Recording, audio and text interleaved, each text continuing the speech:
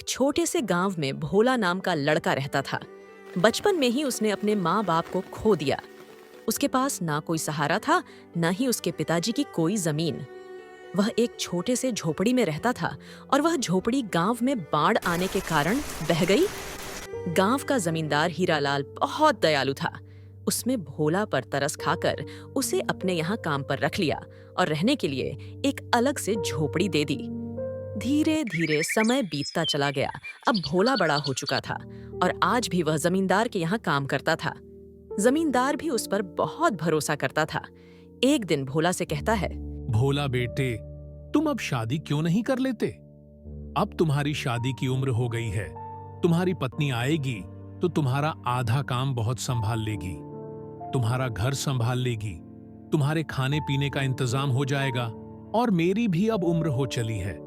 पता नहीं कब भगवान का बुलावा आ जाए, मेरे सामने तुम्हारी शादी हो जाए तो मैं भी तुम्हारे लिए निश्चिंत हो जाऊंगा। अरे सेठ जी, ऐसा क्यों कहते हो? आपकी मेरी उम्र भी लग जाए, आपकी सेवाएं हैं ही। मेरे यहाँ कौन? आपने मेरे लिए बहुत कुछ किया है। बचपन से लेकर अब तक आपने ही मुझे माता पिता दोनों का प्यार दिया है। आपका उपकार तो मैं कभी नहीं चुका सकता। उपकार की बातें छोड़ो भोला, बताओ शादी करोगे? लड़की मैं ही देखूं या तुमने कोई देख रखी है? नहीं सेठ जी, मेरी नजर में कोई लड़की नहीं है। आपको जैसा ठीक लगे आप वही करिए। मुझे आप पर पूरा भरोसा है। आप मेरे लिए भगवान से कम नहीं हो। आप जो निर्णय लेंगे वही उचित होगा और मेरे भले के लिए ही होगा। अब आप ही मेरे पिता समान हो। अच्छा भाई, ठीक है। मेरी नजर में तुम्हारे लिए एक बहुत अच्छी लड़की है। और हाँ, तुम शादी के खर्चे की चिंता मत करना, वह जिम्मेदारी मेरी हुई। आखिर पिता का दर्जा दिया है तो मेरी बात भी माननी पड़ेगी। जी मालिक, जैसा आपको ठीक लगे। हीरालाल का एक बेटा भी था जो ये सारी बातें सुन लेता है और गुस्से से अपने पिताजी के पास जाकर कहता है, पिताजी, ये आप क्या कह रहे हैं? आपको क्या जरूरत है भोला की शादी का खर्च उठाने की? यह मत भूलिए कि वह हमारा नौकर है। नौकर से इतना लगाव ठीक नहीं है, ऐसे तो बस सिर पर चढ़ जाएगा। आज आप उसकी शादी के लिए पैसा देंगे तो उसे आदत लग जाएगी। बचपन से आज तक वो हमारे ही पैसों पर पलता आया है और अब आप उसकी शादी भी करवा रहे हैं। आपने क्या उसका ठेका ले रखा है क्या? जबान संभाल के बात करो उमेश। वह मेरा नौकर नहीं, मेरे बेटे की तरह है। यह मेरी संपत्ति है। मैं जो चाहे वह करूंगा और तुम मुझे यह मत सिखाओ कि मुझे क्या करना चाहिए और क्या नहीं। यह मत भूलो कि मैं तुम्हारा बाप हूं। पिताजी, आप ठीक नहीं कर रहे हैं। मैं आपका बेटा हूं, वो फटीचर भोला नहीं। आप मेरी तुलना उसके साथ कर रहे हैं। मेरे सामने उसकी क्या औकात है? आप उसकी भोली शक्ल पर मत जाएं। सारे गरीब लोग ऐसे ही होते हैं। एक दिन आपको पता चल जाएगा कि अपना कौन है और पराया कौन है। अपनी और पराया की बात तो तुम करो ही मत। मुझे अच्छे से पता है कौन अपना है और कौन पराया। पहले जब मैं बहुत बीमार था तब कहाँ गया था तुम्हारा अपनापन? तब तो भोला ने मेरी कितनी सेवा की, दिन रात मेरी सेवा में लगा रहा। आज मैं जिंदा हूं तो सिर्फ उसकी वजह से। तुमने तो मेरी एक बार भी खबर नहीं ली। तुम अपने नशे में धुत पड़े रहते थे। क्या मैं झूठ बोल रहा हूं? बोलो। और यहां आकर अपने पराये का भाषण दे रहे हो। चले जाओ यहां से। लगता है उसने आप पर कोई जादू टोना कर दिया है, इसलिए आप अपने बेटे से ज्यादा उस दो कोढ़ी नौकर की तरफदारी कर रहे हो। और आपकी उम्र भी तो हो चली है। आपकी उम्र में आदमी सठिया जाता है। अभी एक काम करो, सारा हिसाब किताब मुझे दे दो, नहीं तो आप इसी तरह से सब पैसे लुटा दोगे और मेरे पास कुछ भी नहीं बचेगा। जब तक मैं जिंदा हूं तब तक तुम्हारे हाथ कुछ नहीं आने वाला। तुम्हारे हाथ में हिसाब किताब देकर मुझे अपना नाम नहीं खराब करना है। मैंने पैसे बहुत मेहनत से कमाए। समाज में मेरी बहुत इज्जत है और तुम मेरी इज्जत मिट्टी में मिलाना चाहते हो। अगर तुम्हें हिसाब किताब चाहिए तो उस लायक बनकर आओ, फिर बात करेंगे। काश तुम्हारी जगह भगवान मुझे भोला जैसा बेटा दिया होता। उमेश वहां से गुस्से से चला जाता है। इस फटीचर भोला का कुछ करना पड़ेगा। ये 2 टके का नौकर मेरी जगह लेने की कोशिश कर रहा है। उसकी तो छोड़ो, जब अपना ही सिक्का खोटा निकले तो भला क्या करें? मेरा बाप होकर मेरी जगह उस मनहूस की तरफदारी कर रहा है, यह अपमान में कभी नहीं भूलूंगा। वक्त आने पर दोनों को सबक सिखाऊंगा। थोड़े समय बाद हीरालाल भोला की शादी करवा देता है। भोला की जिंदगी और बेहतर हो जाती है। सचमुच सविता, तुम्हारे आने से मेरी जिंदगी पूरी तरह से बदल गई है। अब तक मैं अपने सारे काम खुद ही किया करता था। खाना पकाना, कपड़े धोना, अब सब तुम संभाल लेती हो। और तुम्हारी आने की वजह से मेरा अकेलापन भी दूर हो गया है। माँ बाप तो बचपन में ही गुजर गए, और फिर मालिक नहीं, मुझे सहारा दिया। उन्होंने मेरे लिए बहुत कुछ किया है। उनका उपकार मैं कभी नहीं चुका पाऊंगा। आज तुम मुझे मिली हो तो सिर्फ उनकी वजह से। मालिक मेरे लिए किसी भगवान से कम नहीं। यह बात तुम भी हमेशा याद रखना। मालिक के मान सम्मान में कभी कोई कमी मत रखना। जी, बिल्कुल, आप बिल्कुल सही कह रहे हैं। हीरालाल चाचा दिल के बहुत अच्छे आदमी हैं। ऐसे ही कुछ दिन बीत जाते हैं। एक दिन उमेश हीरालाल से कहता है, सुनिए पिताजी, मुझे 10,000 रुपए चाहिए। तुम्हें इतने सारे पैसे किस लिए चाहिए? वह मैं आपको नहीं बता सकता, बस मुझे पैसे दे दीजिए। समझ गया, अपने नशे की लत और जुआ खेलने के लिए तुम्हें पैसे चाहिए, क्योंकि अब तक तुम यही करते आए हो। उमेश, अभी भी वक्त है, सुधर जाओ। ये सब गंदी आदत छोड़ दो। इसमें कुछ नहीं रखा, सिर्फ बर्बाद ही होगा। मैंने आपसे रुपए मांगे हैं, ज्ञान नहीं। मेरी जो मर्जी मैं करूं, आखिर ये सब पैसे मेरे ही तो है। मैं ही आपकी संपत्ति का अकेला बारिश हूं। मेरा जहां मन करेगा मैं वहां खर्च करूंगा। आप अपनी सलाह अपने पास ही रखिए और मुझे बस पैसे दे दीजिए। बदतमीज अपने पिता से कैसे बात करते हैं? तुम्हें इसकी भी तमीज नहीं रही। तुम दिन दिन बदतमीज होते जा रहे हो। अगर किसी अच्छे काम के लिए मांगते तो मैं तुम्हें पैसे दे भी देता, लेकिन अब मैं फूटी कौड़ी भी नहीं दूंगा। ये धन दौलत मैंने बहुत मेहनत से कमाई है, जुए और नशे में उड़ाने के लिए नहीं। निकल जा। मेरे नजरों के सामने से तुम्हें देने के लिए मेरे पास एक पैसा भी नहीं है। अच्छा, मेरे लिए तुम्हारे पास पैसे नहीं है और उस फटीचर की शादी पर उड़ाने के लिए तुम्हारे पास बहुत पैसे। ये आप बिल्कुल भी ठीक नहीं कर रहे। एक बार और सोच लीजिए, नहीं तो अच्छा नहीं होगा। बदतमीज अपने बाप को धमकी देता है। और कौन से पैसे तुमने आज तक कभी फूटी कौड़ी नहीं कमाए? बचपन से लेकर आज तक मैंने तुम्हें किसी बात की कोई कमी नहीं होने दी। बहुत लाड प्यार से तुम्हें पाला। शायद यही मेरी गलती है, जिसकी सजा आज मुझे मिल रही है। निकल जाओ यहां से। उमेश गुस्से से चला जाता है। भोला हीरालाल को परेशान देखकर पूछता है, क्या हुआ मालिक? आप बहुत परेशान लग रहे हो। क्या बताऊं बेटे, उमेश ने मुझे बहुत परेशान कर रखा है। दिन ब दिन वह बिगड़ता चला जा रहा है। मुझे उसकी बहुत चिंता हो रही है। वह सही और गलत का फर्क भूल गया है। पता नहीं इस लड़का का क्या होगा। मालिक, आप ज्यादा परेशान ना हो, सब ठीक हो जाएगा। आप छोटे मालिक से प्यार से बात करके उन्हें समझा दीजिए, वह समझ जाएंगे। वह दिल के बुरे नहीं हैं। नहीं भोला बेटे, तुम नहीं जानते। अब बात हाथ से निकल चुकी है। वह बातों से मानने वाला नहीं है। उसके लिए मुझे कोई कठोर कदम उठाना पड़ेगा। इधर उमेश भी बहुत गुस्से में होता है और कहता है, मैं भी देखता हूं मुझे पैसे कैसे नहीं मिलते। मुझे किसी भी हालत में पैसे चाहिए। इसके लिए चाहे मुझे कुछ भी करना पड़े। यहां भी घी सीधी उंगली से नहीं निकलने वाला, मुझे उंगली टेढ़ी करनी ही पड़ेगी। सविता, जल्दी से मुझे खाना दे दो। मुझे देर हो रही है, खेत में जाना है, बहुत काम पड़ा है। सविता भोला को खाना देती है। भोला खाना खाने के बाद खेत में काम करने के लिए चला जाता है। अगले दिन तिजोरी में से 20,000 रुपये चोरी हो जाते हैं। हीरालाल अपने सारे आदमियों से पूछताछ करता है, लेकिन उन पैसे का कोई पता नहीं चलता। तभी उमेश वहां पर आकर बोलता है, क्या बात है पिताजी, आप बहुत परेशान लग रहे हो। क्या हुआ? छोटे मालिक की तिजोरी से 20,000 रुपये चोरी हो गए। चोर का कुछ पता नहीं चल रहा। आखिर कौन पैसे निकाल सकता है? अच्छा, तो यह बात है, चोर और कौन होगा? भोला ही होगा। जरूर भोला नहीं पैसे निकाले। ये तुम क्या कह रहे हो? उमेश, मुझे भोला पर पूरा भरोसा है। वो कभी ऐसा नहीं कर सकता। उस पर भरोसा करके आपने गलती की है। वह आपके भरोसे के लायक नहीं है। चोरी उसी ने की है। उसकी तो पहले से ही हमारे पैसे पर नजर है। आप उस पर बहुत भरोसा करते थे ना, उसको कभी कभी तिजोरी की चाबी भी देते थे। अब पता चला दिन रात आपके आगे पीछे इसी के लिए तो घूमता था। तभी भोला वहां पर आ जाता है। क्या बात हो गई है मालिक? कुछ हुआ है क्या? इतना सब करने के बाद पूछ रहे हो कि क्या हुआ है? एक तो चोरी की है तुमने, और ऊपर से हिम्मत तो देखो, इसकी मुंह उठाकर चला आया तुम्हें। शर्म नहीं आती? जिस थाली में खाते हो उसमें छेद करते हो। मालिक, ये छोटे मालिक क्या कह रहे हैं? मेरे तो कुछ समझ में नहीं आ रहा चोरी। और मैं, राम राम राम, मैं तो सपने में भी ऐसा नहीं सोच सकता मालिक। ज्यादा भोले मत बनो, चोरी तुम ही ने की है। सच सच बताओ, वह पैसे कहाँ हैं? वरना लात मारकर तुम्हें यहां से निकाल दूंगा। तुम जैसे को मैं अच्छी तरह से जानता हूं।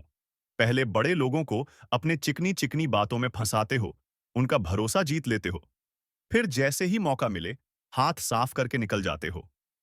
एहसान फरामोश मेरे पिताजी ने तुम्हारे लिए क्या कुछ नहीं किया, और तुमने उनके एहसान का यह सिला दिया।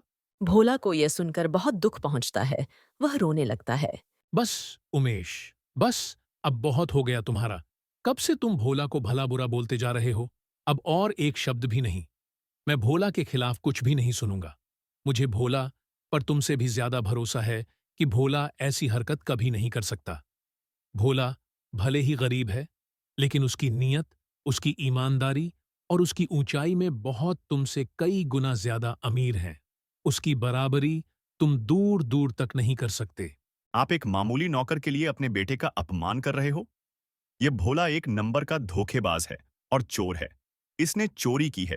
इसने आपकी आंखों के ऊपर पट्टी बांध रखी है, इसलिए आप सच्चाई को देख नहीं पा रहे हैं। मैं तो कहता हूं, इसके घर की तलाशी ली, जिस जरूर इसने पैसे वहीं छुपाए होंगे। बस, अब बहुत हो चुका है। उमेश, ज्यादा बोलोगे तो मेरा हाथ उठ जाएगा। मैं अच्छी तरह से जानता हूं, तुम भोला पर झूठा आरोप लगाकर उसे मुझसे दूर करना चाहते हो।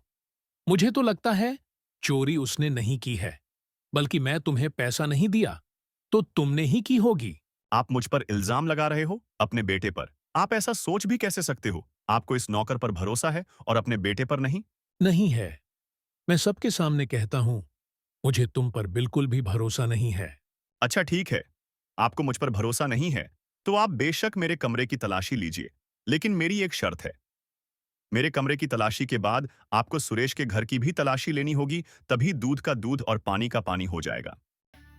फिर क्या था? उमेश के कमरे की तलाशी ली जाती है, लेकिन उसके कमरे में वह पैसे नहीं मिलते। देखा, आप सबको नहीं मिले ना पैसे। मैं आपको कब से कह रहा हूं कि पैसे भोला नहीं चुराए हैं।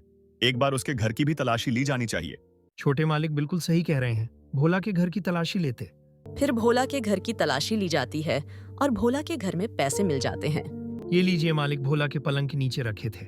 ये देखकर भोला को बहुत बड़ा धक्का लगता है कि आखिर उसके घर में पैसे आए कहां से। देखा पिताजी आपने, मैं आपको कब से कह रहा था कि पैसे भोला ने लिए हैं, लेकिन आपने मुझ पर भरोसा नहीं किया। अब पता चला अपना कौन और पराया कौन। हीरालाल को भी बहुत बड़ा धक्का लगता है। वह कुछ भी नहीं बोलता, बस चुपचाप खड़ा रहता है। हीरालाल एक शब्द भी नहीं बोलता। बोलिए ना, अब आप चुप क्यों खड़े हो? नहीं मालिक, ये सच नहीं है। मैं नहीं जानता मेरे घर पर पैसे कैसे आए, लेकिन मैं ऐसा काम कभी नहीं कर सकता। मैं चोरी कभी नहीं कर सकता। मालिक, मेरा भरोसा कीजिए। चुप कर धोखेबाज। आज तुम्हारी वजह से पिताजी को कितनी ठेस पहुंची है। वो तुम पर कितना भरोसा करते थे। मुझसे भी ज्यादा तुम पर भरोसा था। तुमने उनके साथ विश्वासघात किया है। तुमने आज पिताजी का दिल तोड़ दिया है। सबूत सबके सामने है कि चोरी तुमने ही की है। अब और कहने को बचा ही क्या? पिताजी, मैं तो कहता हूं, इस धोखेबाज को पुलिस के हवाले कर देते हैं। नहीं मालिक, मैंने चोरी नहीं की है। आप तो मेरे लिए भगवान सामान है। मैं आपके घर में चोरी नहीं कर सकता। कुछ बोलिए मालिक, ऐसे चुप मत रहिए। पिताजी, ऐसे लोगों को छोड़ना नहीं चाहिए। मैं अभी पुलिस को बुलाता हूं। नहीं, तुम पुलिस को नहीं बुलाओगे। चलो यहाँ से। लेकिन पिताजी, आप इसे ऐसे कैसे छोड़ सकते हैं? इसको सजा तो मिलनी चाहिए। मैंने कहा ना, तुम नहीं बुलाओगे पुलिस। मुझे कोई शिकायत दर्ज नहीं करवानी। चलो यहाँ से। ऐसे मत जाइए मालिक, कुछ तो बोलिए। आप मुझसे रूठ जाओगे तो भगवान मुझसे रूठ जाएगा मालिक। मुझसे बात कीजिए मालिक। खबरदार, अगर मेरे पिताजी के पास आने की भी कोशिश की आज के बाद, अगर हमारे घर के आसपास भी दिखे तो तुम्हारी टांगे तोड़ दूंगा। शुक्र मनाओ, मैंने पुलिस नहीं बुलाई। पिताजी ने तुम पर और एहसान कर दिया है, नहीं तो आज तुम जेल में होते।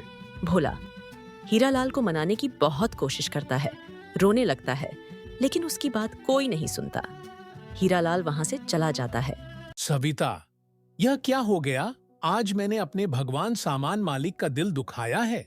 उन्हें कितना बुरा लग रहा होगा। वह तो अंदर से पूरे टूट चुके होंगे। लेकिन आपकी तो कोई गलती नहीं है, और ये पैसे हमारे घर पर कब आए, किसने रखे?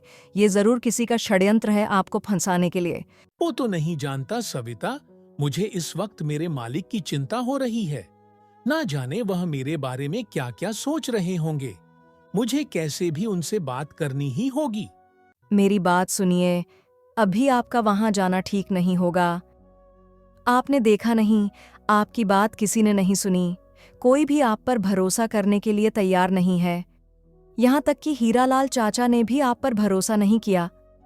वो बिना कुछ बोले ही चले गए। मालिक की इसमें कोई गलती नहीं है सविता, उनका दिल टूट चुका है। भले ही मैंने चोरी नहीं की है, लेकिन सबके सामने वह पैसे मिले और यह साबित हुआ है कि मैं ही चोर। मुझे कुछ समझ नहीं आ रहा। मैं अपनी बेगुनाही कैसे साबित करूं? मालिक को कैसे समझाऊं? अभी इस वक्त आप किसी से बात मत कीजिए, कुछ दिन बीत जाने दीजिए, फिर हीरालाल चाचा से बात करना। भोला सविता की बात मान लेता है और सारे गांव में यह बात फैल जाती है कि भोला ने हीरालाल के घर से पैसे चुराया है। सारे गांव वाले भोला को देखकर बातें बनाने लगते हैं। भोला को लोगों की बातें सुनकर बहुत बुरा लगता है। भोला हीरालाल की एक झलक देखने के लिए घंटों तक उसके घर के बाहर खड़ा रहता है, क्योंकि उस दिन से हीरालाल ने घर से निकलना भी बंद कर दिया था। कुछ दिन ऐसे ही बीत जाते हैं। सुनिए जी, घर का राशन खत्म होने को आया है। आटा बस 2 दिन का ही बचा है। आप अपने मालिक के भरोसे और कितने दिन बैठेंगे? मुझे नहीं लगता कि अब वह आपको काम पर बुलाएंगे। आप कुछ और काम देख लीजिए, नहीं तो हमारे घर का गुजारा कैसे होगा? हमें तो भूखे रहने की नौबत आ जाएगी। तुमने मुझे पहले क्यों नहीं बताया कि घर का राशन खत्म हो गया? अब बता रही हो? कैसे बताती? आप दिन रात सोच में डूबे रहते हो, ना ठीक से खाते हो ना सोते हो। मेरी मानिए, आप उस बात को भूल जाइए और आगे बढ़िए। मैं अभी गांव में काम देख कर आता हूँ। शायद किसी के पास कोई काम मिल जाए। फिर भोला गांव में निकल पड़ता है और एक दुकानदार से पूछता है, राम राम भैया, मैं काम की तलाश में हूँ। मुझे काम की बहुत जरूरत है। घर की हालत बहुत खराब है। क्या आपके यहाँ कोई काम मिल सकता है? आपकी बड़ी मेहरबानी होगी। तू वही चोर भोला है ना, जिसने हीरालाल के यहाँ चोरी की थी? मेरे पास तेरे लिए कोई काम नहीं। क्या पता कल को तू मेरी दुकान चुरा ले। निकल यहाँ से। भोला को यह सुनकर बहुत दुख पहुंचता है। वह वहां से चला जाता है। फिर एक दिन मनोहर सिंह सेठ के पास जाकर काम के लिए पूछता है। सेठ मान जाता है। ठीक है भाई, तुम कल से काम पर आ जाना। वैसे भी बहुत काम पड़ा, मुझे 3-4 लोगों की जरूरत है। आपका बहुत बहुत धन्यवाद सेठ जी, मैं कल से आ जाऊंगा। तभी वहां पर सेठ की पत्नी आ जाती है कि ये आप क्या कर रहे हैं? कोई जरूरत नहीं है इसको काम पर रखने की। आपको पता नहीं है इसने क्या किया है? भलाई का जमाना नहीं है। आप इसको काम देकर भलाई करने जाओगे और कल को ये आपका घर साफ कर देगा। आजकल के लोगों का कोई भरोसा नहीं है। हीरालाल भाई की यही गलती थी। उन्होंने इस पर भरोसा कर काम पर रखा था। यहाँ तक कि बचपन से इसे पाला, इसकी शादी भी करवाई, फिर भी उसने उनके साथ बेईमानी की। अगर अभी आपने इसे काम पर रखा तो मुझसे बुरा कोई नहीं होगा। ठीक है, भाग्यवान नहीं रखूंगा इससे। भोला तुम जाओ भाई, तुम्हारी वजह से मेरे घर में झगड़ा नहीं चाहता। मैं तुम्हें काम पर नहीं रख सकता। तुम कहीं और जाकर काम देख लो। भोला निराश होकर वहां से चला जाता है। तभी हीरालाल उससे किसी से बात करते हुए दिखता है। भोला हीरालाल को देख बहुत खुश हो जाता है और उन्हें आवाज लगाता है, लेकिन हीरालाल उसे अनदेखा कर वहां से चला जाता है। भोला को बहुत बुरा लगता है। वह निराश हो जाता है और घर चला जाता है। इधर भोला की पत्नी सविता को भी गांव की औरतें ताना मारती हैं। अरे देखो देखो, ये उस भोला की पत्नी है ना? मैंने तो सुना है दोनों पति पत्नी की मिली भगत है, जो हीरालाल जैसे अच्छे आदमी को अच्छा फंसा कर रखा था। इन दोनों ने, लेकिन सच्चाई ज्यादा दिन तक नहीं छुपती। इन दोनों को रंगे हाथ पकड़ा है। इनके घर पर नकद रुपए मिले हैं। सविता को उनकी बातें सुनकर बहुत बुरा लगता है। वह घर चली जाती है। घर पर भोला को देख सीमा पूछती है, क्या हुआ जी? आप तो काम देखने गए थे, मिला क्या? सविता देखने गया था, लेकिन वहां पर काम नहीं था। कल फिर जाकर देखता हूँ। और तुम तो सब्जी लेने गई थी, लेकिन सब्जी तो कहीं दिख नहीं रही है। क्या हुआ? सब्जी नहीं लाई? जी वो सब्जी के दाम कितने बढ़ गए हैं। दाम सुनकर ही मैं वापस आ गई। मैंने सोचा दाल चावल ही बना देती हूँ। वैसे भी हमारे पास ज्यादा पैसे नहीं बचे हैं। और फिर दोनों चुप बैठ जाते हैं। सविता और भोला लोगों की ताने की बात एक दूसरे से छुपाते हैं। फिर एक दिन भोला के घर एक आदमी आता है और बोलता है, अरे भोला, सेठ मनोहर सिंह ने तुम्हें आज से ही काम पर बुलाया है। चलो जल्दी से। भोला और सविता बहुत खुश हो जाते हैं। क्या सच में? भगवान 13 लाख शुक्र। मुझे काम तो मिल गया। सीमा में निकलता हूँ। लेकिन खाना तो खाकर जाइए, आपने सुबह से कुछ नहीं खाया। वो सब बाद में सविता। मैं दोपहर में जब भी वक्त मिलेगा खाना खाने आ जाऊंगा। अभी मुझे जाना पड़ेगा। बड़ी मुश्किल से काम मिला है। उन्होंने मुझे काम के लिए मना किया था, लेकिन अब बुला लिया है तो मुझे अभी जाना पड़ेगा, नहीं तो उन्हें बुरा लगेगा। तुम अपना ख्याल रखना और खाना भी खा लेना। पता नहीं मुझे देर भी हो सकती है। ठीक है, आप जाइए, जैसे ही फुर्सत मिले खाने के लिए आ जाना। भोला सेठ मनोहर सिंह के पास काम करने निकल पड़ता है और दिन भर मजदूरी करने के बाद मनोहर सिंह उसी दिन उसे एक दिन की अच्छी मजदूरी के पैसे भी दे देता है। लो भाई भोला, तुम्हारी आज की मजदूरी गर्ल से वक्त पर आ जाया करना। बहुत बहुत धन्यवाद। सेठ जी, आपको नहीं पता, मेरे घर की हालत बहुत खराब थी। अगर आज आप काम ना देते तो मुझे भूखे रहने की नौबत आ जाती। अभी मैं चलता हूँ। सेठ जी, कल आ जाऊंगा। भोला खुशी से अपने घर की ओर चला जाता है। इधर सेठ मनोहर सिंह हीरालाल से मिलने जाता है। हीरालाल, मैंने तुम्हारा काम कर दिया है। जैसा तुमने बोला था उसे काम पर भी रख लिया है और पैसे भी दिए हैं। तुम मेरे बहुत अच्छे मित्र हो, इसीलिए मैंने तुम्हारी बात मानी। तुमने कहा इसीलिए मेरी पत्नी मानी है, नहीं तो मेरी पत्नी को मनाना मुश्किल था। शुक्रिया दोस्त, तुम्हारा ये एहसान कभी भी नहीं भूलूंगा। एक दिन राकेश एक आदमी से बात करता है। अच्छा तो यह बात है, उस सेठ के यहाँ भोला को काम मिल गया। तुम एक काम करो, जैसे हमने पिताजी के कमरे से पैसे चुराए थे, भोला के कमरे में रखे थे, वैसे ही उस सेठ के यहाँ सेठानी का हार चुरा लो और मौका मिलते ही भोला के घर पर जाकर रख दो। मैं भी देखता हूं वह सेठ भोला को कैसे काम पर रखता है। उस भोला को मैं भूख से तड़प तड़प कर मरते हुए देखना चाहता हूं। उसे पाई पाई के लिए मोहताज ना बनाया तो मेरा भी नाम उमेश नहीं। यह सारी बातें हीरालाल अपने कमरे से सुन लेता है। उससे बहुत बड़ा धक्का लगता है और भोला के लिए उसका दिल और भी तड़प उठता है। गुस्से में वह उमेश के पास जाकर बोलता है, अच्छा तो यह बात है, तुम इतना गिर जाओगे, यानी कभी नहीं सोचा था। उस बेचारे भोला ने तुम्हारा बिगाड़ा किया है, जो तुम उसकी जिंदगी बर्बाद करने पर तुले हुए हो। मुझे लगा तुम सुधर गए हो, लेकिन मैं गलत था। तुम कभी नहीं सुधरोगे। तुम ही इतना गिर गए। खुद के घर में तुमने चोरी की और इल्जाम बेचारे उस भोला पर डाल दिया। तुम्हारी इस गंदी हरकत की वजह से उसे कितना कुछ झेलना पड़ रहा है। यहां तक कि उसके लिए तुम पुलिस भी बुला रहे थे। अब मैं पुलिस बुलाऊंगा और सारे गांव वालों को भी बताऊंगा कि तुमने किस तरह से उसे फंसाया है। तुम ऐसे नहीं सुधरोगे। तुम्हारा क्या भरोसा, कल को तुम उस बेचारे की जान ले लोगे। तुम्हारा फैसला कल होगा सबके सामने।